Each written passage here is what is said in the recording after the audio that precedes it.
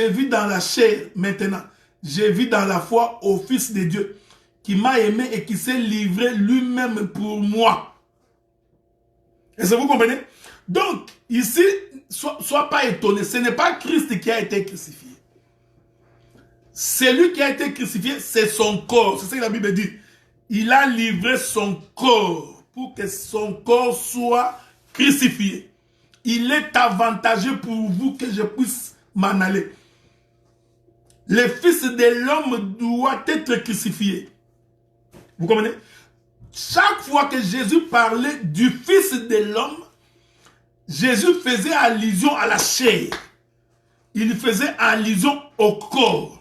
C'est pourquoi je vous ai dit que la tentation dans les jardins a commencé par Ève. Pourquoi? Parce que Ève, c'est la chair d'Adam. L'os de ses os, chair de sa chair. C'est-à-dire, c'est une femme. C'est un corps. C'est par le corps que la tentation vient. Est-ce que vous comprenez? Donc, parce que l'esprit ne peut pas être tenté. L'esprit de Dieu qui est en nous ne peut pas être tenté. Donc la tentation passe par le corps. Or, je vous ai dit que le corps, si nous voyons les mouvements, quand vous voyez le mouvement de ma main, en réalité, ce n'est pas ma main. C'est l'esprit qui est en moi qui fait vivre ma main. Aujourd'hui, si je meurs et que mon esprit quitte mon corps, la main ne peut pas bouger. Voyez-vous? Maintenant, Paul pouvait dire, je puis tout par celui qui me fortifie. Mais qui est celui qui le fortifie? C'est Christ en lui. Voilà pourquoi, dans la pensée prophétique la plus élevée, nous considérons que le ministère de la parole ne peut pas être donné à une femme. Parce que le ministère de la parole, c'est un esprit. C'est l'homme. Et c'est l'homme qui conduit le corps. Donc nous pouvons voir le corps faire les mouvements. Nous pouvons voir le corps faire les mouvements. Mais celui qui a l'œil de Dieu, il comprend qu'en réalité, ce n'est pas le corps, c'est l'esprit qui est dans le corps. Donc nous pouvons voir une femme faire des choses. Mais quand on a l'Esprit Saint, on comprend que ce n'est pas elle. C'est ce qui est à l'intérieur. Mais une fois que c'est séparé, je vais venir là. Parce que ce qui se passe dans Juge chapitre 19, c'est la chair qui se sépare de l'esprit. Allons lire ça. Rentrons dans Juge chapitre 19. Juge chapitre 19. Disons. Le verset 25. Disons ça. C'est là que nous étions, non? Verset 22. Pendant qu'ils étaient à se réjouir. Non, verset 23. Le maître de la maison se présenta à eux et leur dit, non mes frères, ne faites pas le mal, je vous prie, puisque cet homme est entré dans ma maison, ne commettez pas cette infamie. Verset 25. Ces gens ne voulurent point l'écouter. Alors, l'homme prit sa concubine. Vous voyez? Ici, l'homme est en train de se séparer de son corps. Parce que je vous ai fait comprendre que la femme, c'est le corps de l'homme. Cette concubine, c'est le corps du Lévite. Maintenant, quand le Lévite est en train de prendre cette femme, cette concubine, est en train de la mener dehors, en d'autres termes, il est en train de se séparer d'eux.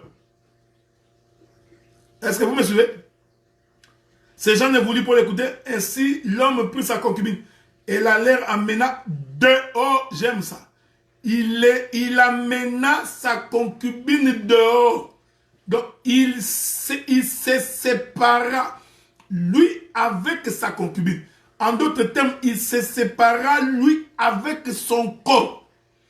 Mais pendant tout le temps qu'il marchait, l'homme était avec sa concubine. En d'autres termes, l'homme était toujours avec son corps. C'était le voyage de l'esprit avec son corps. C'est pourquoi j'avais fait remarquer à des frères que Abraham n'avait pas abandonné son père dans le pays. Il y a des gens qui prêchent très mal. Non, Abraham a abandonné son père. Il a abandonné sa mère. Vous avez très mal lu l'écriture. Abraham n'a jamais abandonné son père.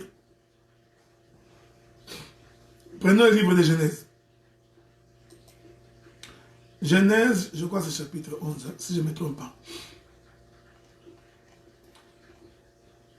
Genèse chapitre 11. Je vais lire à partir du verset 27. Genèse chapitre 11, verset 27. Voici la postérité de Téra. Téra engendra Abraham, Nachor et Haran. Haran engendra Lot. Haran mourut en présence de Téra, son père, au pays de sa naissance, à Ur en Chaldée. Est-ce que vous me suivez? Donc, Haran, qui est le père de Téra. Téra, c'est le père d'Abraham. La Bible dit qu'Haran mourut en présence de son père. En présence de Téra, son fils. Haran mourut en présence de Téra, son père. Au pays de sa naissance, à Ur en Chaldée. Je vais recommencer. Voici la postérité de Téra. Téra engendra Abraham, Nachor et Haran, qui sont les trois fils de Téra. Abraham, Nachor et Haran. Haran engendra Lot. Donc, Haran, c'était le frère d'Abraham, qui est le père de Lot. Haran mourut, donc Haran, fils d'Abraham, de Téra, pardon. Haran mourut en présence de Téra, donc leur père. Il est mort où Haran? Au pays de sa naissance, à Ur en Chaldée. Abraham et Nachor prirent des femmes. Les noms de la femme d'Abraham étaient Sarai, et les noms de la femme de Nachor étaient Milka, fille d'Haran, père de Milka, père de Jiska. Sarai était stérile, elle n'avait pas d'enfant. Verset 31. Téra prit Abraham son fils. Voyez-vous le voyage? C'est ici que les voyages commencent. Là, ils sont encore en Chaldée à Ur.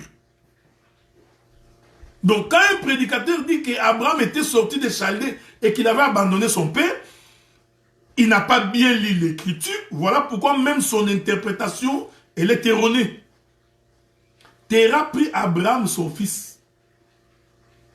Téra prit Abraham son fils. Et Lot, fils d'Haran, fils de son fils, et Sarah, sa belle-fille, femme d'Abraham, son fils, ils sortirent ensemble d'Ur, en Chaldée, pour aller au pays de Canaan. Ils vinrent jusqu'à Charan et ils y habitèrent. Donc, quand ils sont sortis de Chaldée, c'est le père Téra qui a pris Abraham. J'aime ça. J'aime la Bible, frère. Ce n'est pas le mouvement contraire. Il faut bien utiliser les ustensiles de la maison de l'Éternel. Quand tu es lévite et que tu es appelé au sacerdoce, il faut qu'on t'apprenne d'abord comment utiliser les ustensiles de la maison. Parce que si tu ne sais pas manipuler les ustensiles de la maison, tu auras des difficultés pour comprendre l'écriture. Quand ils sont sortis de Chaldée, c'est Téra, le père d'Abraham, qui a pris Abraham par la main. Donc Abraham n'est pas sorti de Chaldée en abandonnant son père. C'est faux. Cet enseignement est mal posé. C'est Téra le père. J'aime ça, j'adore ça. C'est Téra le père qui a pris Abraham par la main. Et nous disons, j'aime ça, l'écriture, Téra prit Abraham, son fils. Donc prendre, c'est tout un mouvement prophétique. Donc c'est le père qui prend le fils. Mais en prenant le fils, il prend aussi la parenté du fils. J'aime ça. J'adore ça. Est-ce que vous comprenez? Donc Téra, quand il prend Abraham, Abraham, c'est le fils. Attention, attention parce que je vais bouger. Je bougerai. Je vais bouger bientôt. Mais il ne prend pas seulement Abraham. Il prend aussi la parenté. C'est-à-dire tous les corps d'Abraham. Donc, Abraham lui-même était tout un lot. C'était un corps composé. Abraham était lui, Lot, sa femme, voyez, Donc tous dans les lots. Qui les a pris? C'est le Père. Ici, écoutez, écoutez. Abraham, c'est le corps. C'est la femme. Terah, c'est le Père qui prend. J'aime ça. J'adore ça. Vous voyez? Donc, c'est le Père qui est en train de marcher avec le Fils. Faites attention, parce qu'ici, je suis en train d'expliquer que le Fils ici, c'est la concubine. Le Fils, c'est le corps. Est-ce que vous comprenez ça? Regardez, frère. Mais j'ai donné l'écriture. Comment ce frère n'a pas vu l'écriture? Je vous donne Genèse chapitre 11, le verset 31. Genèse chapitre 11, le verset 31. Il est écrit, Terah prit Abraham son fils et Lot, fils d'Aran, fils de son fils, Sarah sa belle-fille, femme d'Abraham, son fils. Ils y sortirent ensemble d'Ur en Chaldée. Ils sont d'abord sortis ensemble d'Ur en Chaldée pour aller au pays de Canaan. Tous dans le voyage pour aller au pays de Canaan. Hein? Ils vinrent jusqu'à Charan et ils y habitaient. Je vais aider les frères. Genèse chapitre 11, verset 31. Il n'a pas vu ça, les frères. Comment tu n'as pas vu ça? Je vais t'aider, ok? Je vais t'aider. Donc, avec la grâce du Seigneur, bon, je ne pourrai pas. Je te l'ai dicté, je crois que ça va être mieux comme ça, pour que tu puisses saisir. Voyez-vous? Donc, je rentre là-bas. Maintenant, voici là où les frères, beaucoup de frères n'ont jamais compris. Maintenant, quand tu lis le verset, rentrons toujours dans Genèse chapitre 11. Genèse chapitre 11.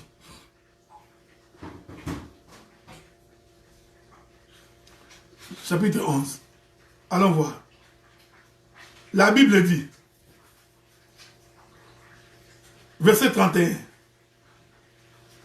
Verset 11, non, chapitre 11, verset 32. Le jour de Terah furent de 250 ans. Et Terah mourit à Charan. C'est à Charan maintenant que Terah va mourir. Maintenant que Terah est mort, l'Éternel, je suis dans le chapitre 12, premier verset. L'Éternel dit à Abraham, va-t'en de ton pays, de ta patrie, de la maison de ton père, dans le pays que je te montrerai. Donc, il y a un deuxième voyage qui va commencer après la mort de Terah. Donc, lorsque Terah meurt, c'est-à-dire que Terah se sépare avec Abraham, c'est alors que maintenant Dieu dit à Abraham, maintenant tu vas traverser. Cette chose, elle est prophétique. Je vais rentrer dans la prophétie pour bien me faire comprendre. Vous allez comprendre pourquoi, quand Jésus est arrivé sur la terre, parce que Jésus, le voyage de Jésus quand il quitte le ciel, hein, je monte maintenant la révélation. Le voyage de Jésus quand il quitte le ciel, quand il quitte l'éternité, il voyage avec son Père. Il commence le ministère avec son Père. C'est pourquoi Jésus répétait tout le temps, qui m'a vu, a vu le Père. Ce que tu vois le Père faire, ce que tu vois le Fils faire, c'est le Père. Il n'y a rien que je puisse faire par moi-même si ce n'est pas par le Père. Donc, tout le temps que Jésus était en train de marcher sur la terre, il était accompagné de son Père. C'est ça le voyage d'Abraham avec Terah. Est-ce que vous comprenez? Philippe lui pose la question, montre-nous le Père, cela nous suffit. Jésus répond, tu ne sais pas que celui qui m'a vu a vu le Père. Voyez-vous, frère? Oh, Philippe voyait le corps. Il voyait quoi? Il voyait Jésus. Mais ce que Philippe ignorait, c'est que dans Jésus, le Père y habitait. C'est ça Adam. Donc quand Adam était en train de donner les noms aux animaux, Adam c'était le fils de Dieu. Mais en réalité, c'était Dieu dans Adam qui donnait les noms aux animaux. C'est-à-dire que tout le temps que Adam était en train de marcher dans le jardin, c'était la marche de Terah avec Abraham.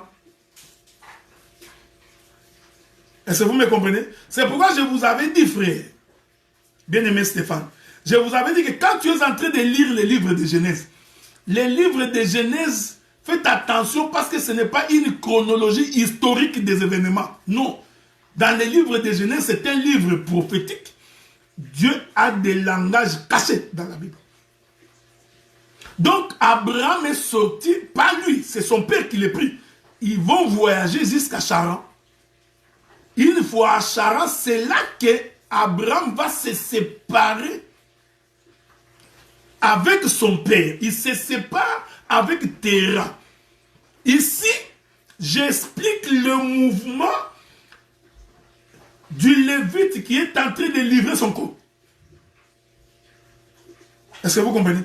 C'est pourquoi Jésus sur la croix, il va crier mon Père, pourquoi m'as-tu abandonné?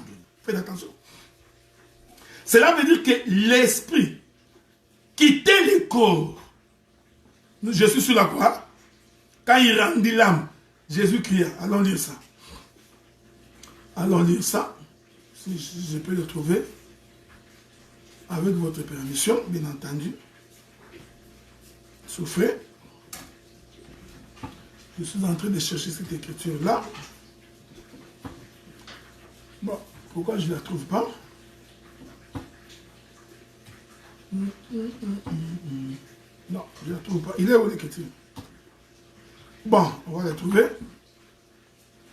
Souffrez, on va courir très vite, ok? Courons.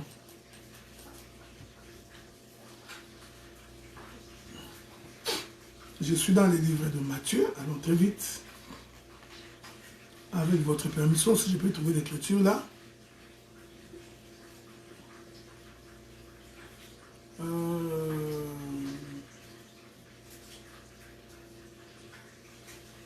Souffrez, hein? Je vais vous lire l'écriture. Voilà, Matthieu chapitre 26, à partir du verset 40. Matthieu 26, à partir du verset 40, nous lisons au nom du Seigneur. Il vint vers ses disciples et qu'il les trouva endormis. Non, ce n'est pas ce que je cherche. Ce n'est pas ce que je cherche.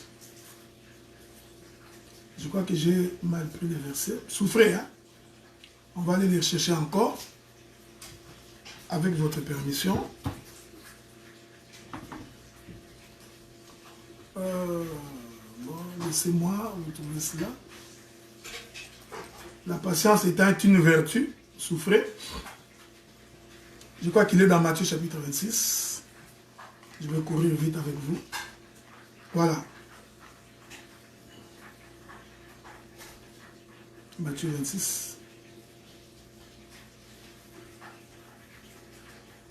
Non, il n'est pas dans Matthieu. Allons voir dans Marc.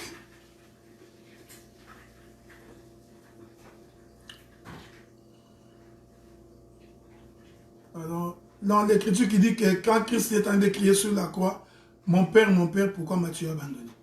C'est là où je cherche l'écriture là.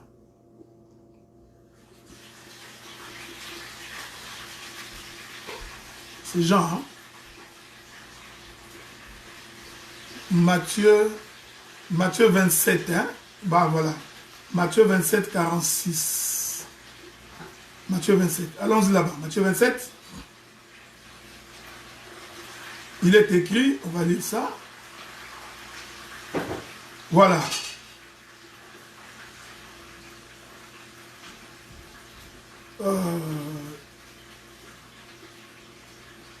Matthieu 26. À partir du verset 40.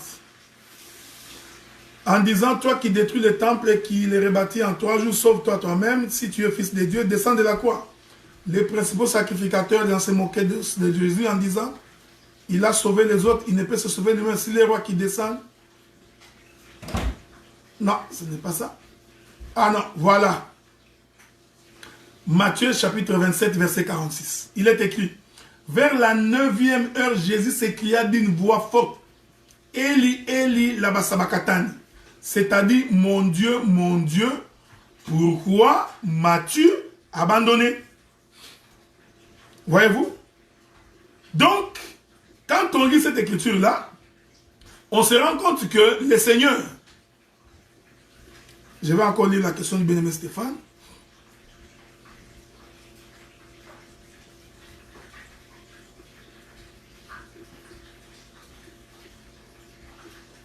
Voilà, donc mes bien-aimés Stéphane, regarde toi-même, Genèse chapitre 12, le verset 4, cette écriture se comprend après la mort de Terah. C'est pourquoi je vous avais dit, quand vous lisez les Écritures dans Genèse, il faut faire très attention, parce que prophétiquement, ça s'explique aussi. Mais rentrons d'abord là où j'étais en train de vous expliquer. On va revenir là-bas plus tard. Donc, c'est le mouvement de Jésus qui descend avec son... Ça veut dire que tout le temps que Jésus marchait, tout le temps qu'il était sur la terre, il était donc accompagné de son Père. Donc c'est sur la croix que nous allons voir le Père se séparer du Fils. Hein? Il dit, mon Dieu, pourquoi m'as-tu abandonné? Donc c'est la séparation de l'Esprit. Parce que quand il dit, mon Père, pourquoi m'as-tu abandonné? Mon Dieu, pourquoi m'as-tu abandonné? La Bible dit que l'Esprit se retira de lui. Hein? Vous voyez ça? J'aime ça. Verset 50. Jésus poussa de nouveau un grand cri et rendit l'esprit. Donc, nous comprenons que celui qui était en train d'abandonner le corps, c'était l'esprit qui était dans le corps. C'est vrai? Donc, tout le voyage du corps, c'est-à-dire de Jésus. Jésus, c'est le corps. C'est l'esprit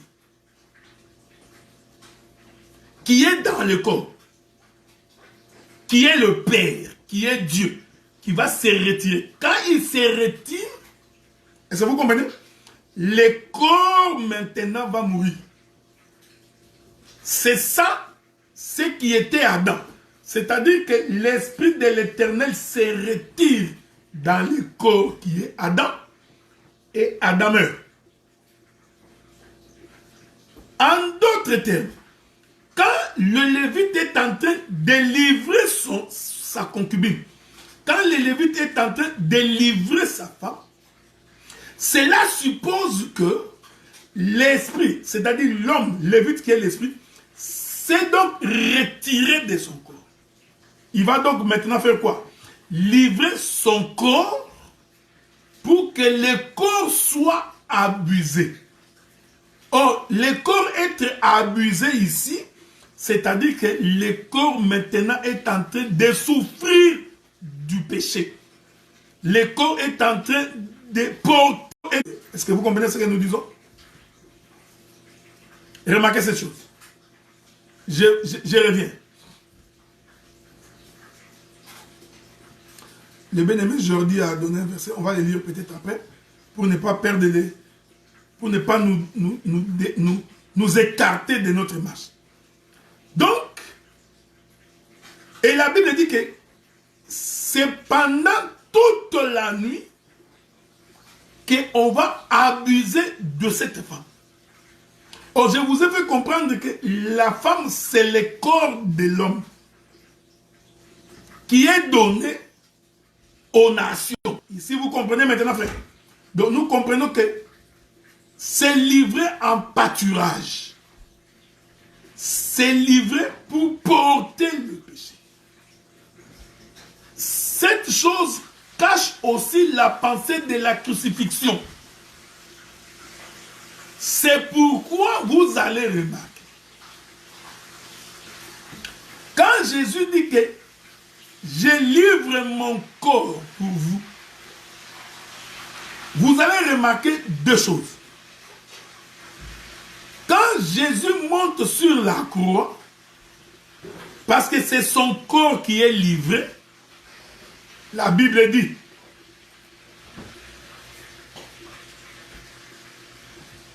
que pendant le moment de sa crucifixion, les ténèbres se sont abattues sur la surface de la terre.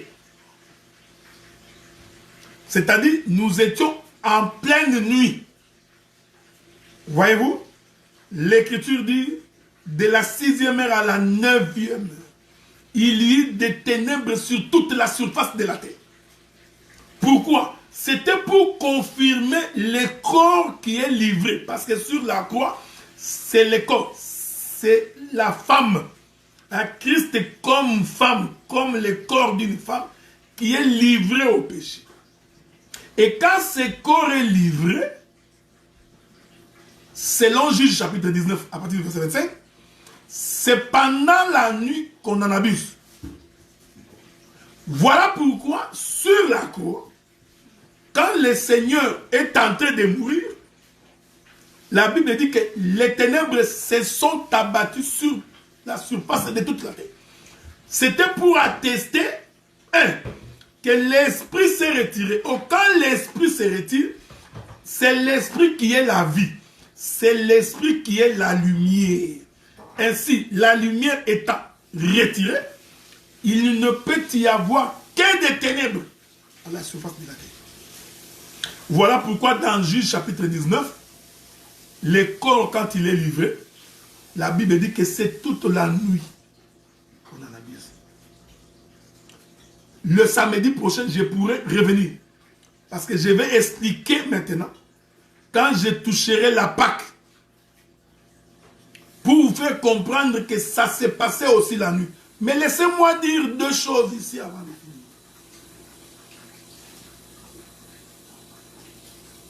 Je vous avais dit que cette femme ici représente Israël.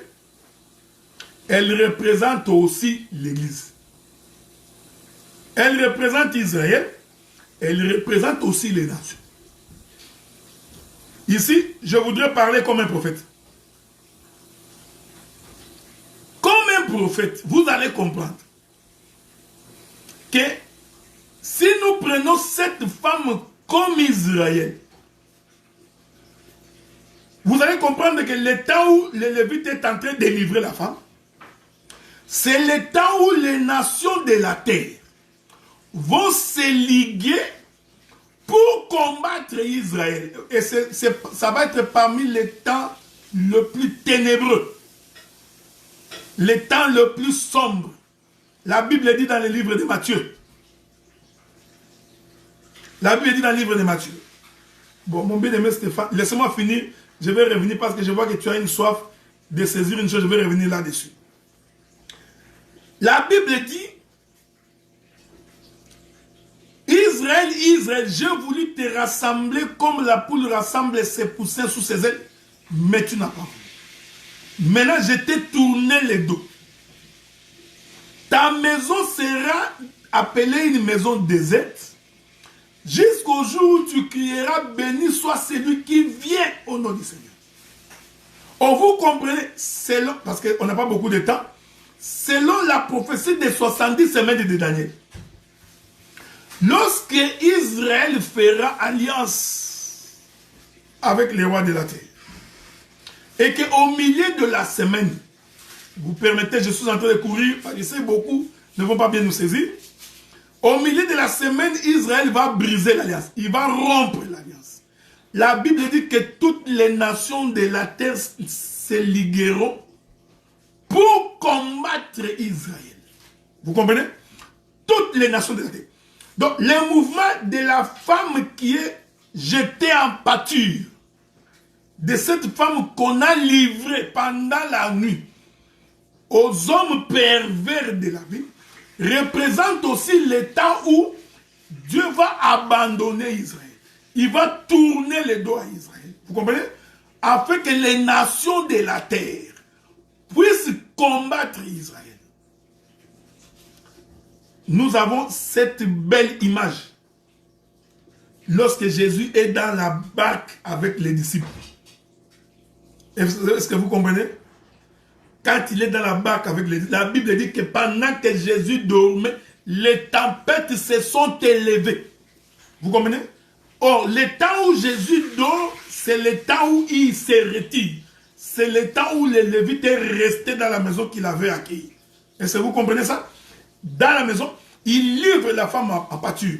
Cette femme qui est livrée en pâture, ici, j'explique selon la prophétie.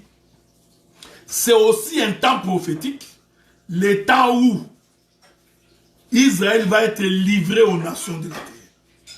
Vous comprenez? Mais souvenez-vous que le matin, la femme doit être récupérée.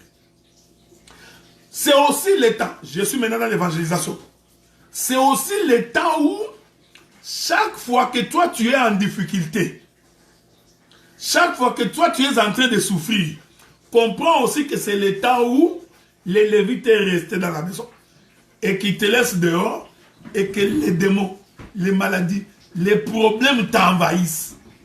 Mais cela ne veut pas dire que Dieu t'a abandonné. Souffrez maintenant pour ne pas prendre beaucoup de temps. Je vais aller lire la question du frère Messie Stéphane. Le Père c'est l'Esprit et le Fils c'est la chair. Ou la femme. Mais bizarrement dans Genèse 11, 32, c'est le Père Téraque humain. Explique-nous ces mouvements. Dieu soit loué. Je vous avais dit ceci, frère. Je ne sais pas si vous me suivez attentivement. Dans l'ombre, il n'y a pas la représentation exacte des choses. Ici, la mort de Terah, tu ne peux pas aller la définir comme étant une mort comme ça physique. C'est pourquoi je vous avais dit, je vous ai toujours dit, quand tu es en train de lire les écritures de l'ombre, il faut faire très attention. Parce que dans l'ombre, ce sont des mouvements. Il n'y a pas la représentation exacte des choses. Ici, la mort de Terah ne se comprend pas comme une mort. Ça se comprend comme étant la séparation. Voyez-vous? Parce que, en réalité, l'esprit s'est retiré du corps de Christ. Voyez-vous? C'est pourquoi je vous avais dit que cette mort de Jésus sur la croix était l'image de la mort du corps de nos membres qui vont mourir en Jésus. Vous comprenez? Donc, ici, il faut donc comprendre que comme nous sommes dans l'ombre et que l'ombre n'est pas la représentation exacte des choses. Donc, pour trouver la bonne explication, il faut aller trouver la bonne explication dans le corps de Christ. Et ici, la mort se comprend comme étant séparée d'eux. Le fait que je vais t'aider, je vais aller doucement pour que tu me saisisses là-dessus. Quand Dieu voulut créer Ève, la Bible dit que le salaire du péché, c'est la mort. Vous avez l'écriture, non? Romains. Le salaire du péché, c'est la mort. Mais quand Dieu voulut créer Ève, la Bible dit que Dieu va frapper Adam d'un profond sommeil. Adam va dormir. Or, le livre des Jean nous enseigne que ceux qui dorment en Jésus, en réalité, ils sont morts. Nous allons réveiller notre ami Lazare qui dort. Cependant, Lazare était mort. Vous voyez? Donc, le salaire du péché étant la mort, maintenant nous avons une difficulté parce que le jour où Dieu va tuer Adam, parce qu'il avait tué Adam, pour manifester Ève, Adam n'avait pas péché. Est-ce que vous comprenez? Adam n'avait pas commis un péché, mais il était déjà mort avant même de consommer les fruits. Or, vous comprenez que cette première mort d'Adam, c'était la séparation de l'esprit avec la chair. Ici, je suis en train de parler à des hommes spirituels. Voilà pourquoi quand Adam a vu Ève, Adam dit chair de ma chair, os de mes os. Est-ce que vous comprenez ça? C'est pourquoi j'ai dit, donc, il faut bien suivre les mouvements des Écritures. C'est très important. Parce que si tu ne saisis pas les mouvements, tu risquerais de chercher l'interprétation exacte dans l'ombre.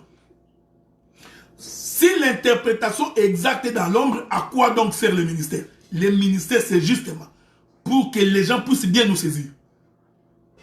C'est pourquoi cette écriture précise que Terah est sorti avec Abraham. Il prit Abraham. C'était le mouvement de Dieu qui se déplace avec le Fils. Ici, le Fils représente l'humanité, représente une femme. Voyez-vous? Donc, c'est très important de pouvoir saisir ces choses-là. Bon, souffrez quand même que nous puissions lire l'écriture qui nous a été donnée par le bien-aimé Jean-Paul Ngalams. Et à ce moment-là, nous allons, si vous permettez, à moins que, voilà, à moins qu'il y ait une autre petite question que je n'ai pas bien suivie, je pourrai répondre plus tard. Prenons Romains chapitre 6, verset 23. On va finir par là. Romains chapitre 6, le verset 23. Je crois que c'est ce que j'avais dit tantôt là. Il est écrit, car le salaire du péché, c'est la mort. Mais les dons gratuits de Dieu, c'est la vie éternelle en Jésus-Christ, notre Seigneur. Le salaire du péché, c'est la mort. Mais la première mort d'Adam, Adam n'avait pas péché. Quand Dieu a tué Adam, pour faire sortir la côte, Adam n'avait pas encore péché physiquement. Donc nous comprenons que cette première mort, c'était la séparation. Dieu voulait séparer. Donc en fait, Dieu répète de plusieurs manières ce qu'il a fait. Donc Dieu en créant Adam, il prend Adam comme corps. Le souffle de Dieu à l'intérieur, c'est ça l'homme. L'esprit, c'est ça l'homme qui conduit. C'est pourquoi Paul avait raison de dire que l'homme dominera. L'homme sera le chef de la femme. Voyez-vous frère, faites attention parce que tu peux avoir une femme chef dans l'entreprise. C'est ton chef. Donc quand Dieu parle du chef ici, Dieu est en train de voir autre chose. Voyez-vous, il dit que le mari est le chef de la femme. Virgule. Comme Christ est le chef de l'Église. Voilà pourquoi, même dans la doctrine, nous confessons que le ministère qui est l'esprit est donné à l'homme. Mais cela n'empêche pas la manifestation de l'esprit dans le corps. Nous voyons le corps manifester des mouvements, mais nous saisissons que c'est l'esprit qui est dans. Donc, le Lévite qui est en train de donner son corps, sa femme, j'ai expliqué, c'est d'abord le fait que Christ est en train de donner sa propre vie. Il est en train de livrer son corps. Voyez-vous? J'expliquerai quand je vais expliquer ce qui s'est passé dans la chambre haute. Quand Jésus prit le pain et dit, ceci est mon corps, je le livre. Voyez-vous? Je le donne. C'est pourquoi le corps doit être livré dehors. La Bible dit que les Lévites ouvrit la porte et fit sortir le corps. C'est pourquoi, pour que Jésus puisse mourir, comme c'est un corps qui représente la femme, on devait amener ce corps en dehors de la ville. Voyez-vous? Donc le mouvement qu'on est en train d'amener Jésus en dehors de la ville pour l'amener vers Golgotha, c'est ça même ouvrir la porte et le faire sortir dehors. J'ai balancé la nuée pour dire deux autres choses. Pour expliquer que si nous prenons cette femme comme étant l'image d'Israël, parce que j'ai déjà expliqué, le fait de la mettre dehors, c'est aussi le temps où Israël va être livré aux nations. Selon la prophétie de Daniel, sur les 70 semaines de Daniel.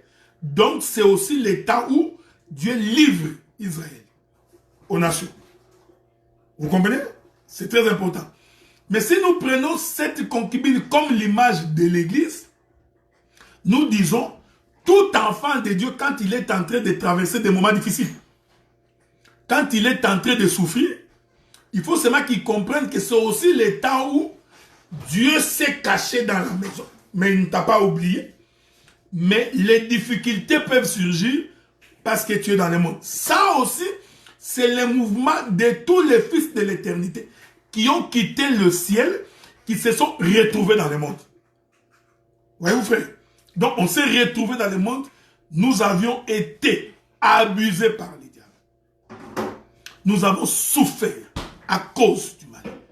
C'était le mouvement des Lévites qui donne son corps. Mais nous savons que celui qui a donné le corps a la capacité de reprendre son corps. Voilà, bien-aimés dans le Seigneur, nous sommes arrivés à la fin. Je ne sais pas où se trouve ma technicienne. Donc, ça a été long.